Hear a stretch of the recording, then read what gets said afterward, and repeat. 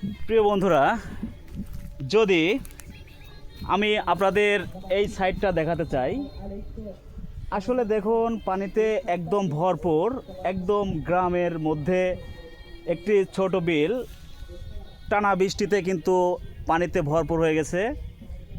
এই পানিতে অনেক কৃষক পাট জাগ দিয়েছে। প্রিয় বন্ধুরা, পাটের জাগ দিয়ে সেই পাটটা তারা সংগ্রহ করছে।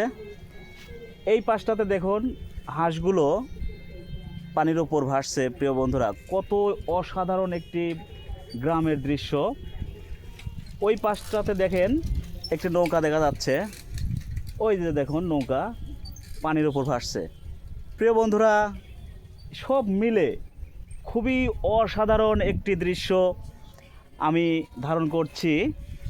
আসলে কবি জসিমউদ্দিনের সেই গ্রাম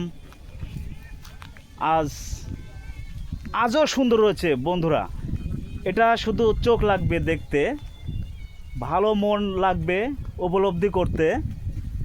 গ্রামের যে সৌন্দর্য ফুটে ওঠে সেটা একমাত্র গ্রামে না আসলে দেখতে পাবেন না।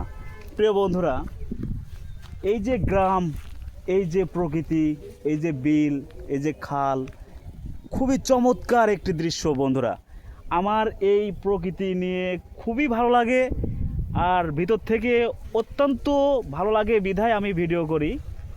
প্রিয় বন্ধুরা, আকাশটা দেখুন কত সুন্দর নীল ছেয়ে আছে।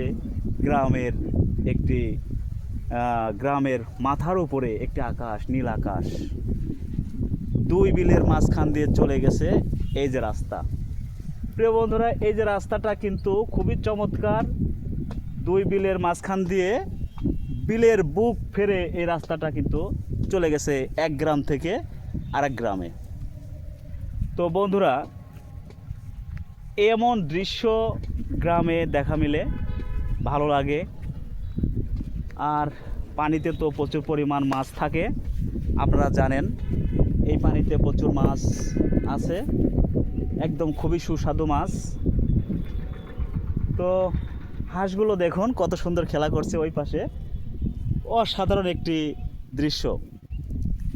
যাই হোক, আমার এই ভিডিওটা কেমন হয়েছে সবাই একটু জানাবেন গ্রামের প্রকৃতি নিয়ে। আর এখানে অনেক ফসল হয়। প্রিয় বন্ধুরা, দেখতে পাচ্ছেন অনেক ফসল হয় এখানে। পানি জমেছে, পানিটা নিষ্কাশন হওয়ার পরেই ধান লাগানো হয়েছে, ধানগুলো হবে এবং এখানে সবজি চাষ হয়। তো সব মিলে আর কি, পুকুর দিয়ে, পানি দিয়ে, মাছ দিয়ে, গাছপালা দিয়ে, আকাশ দিয়ে, এই যে কবি জসিমউদ্দিনের গ্রামটা, এই গ্রামটা কিন্তু খুবই অসাধারণ।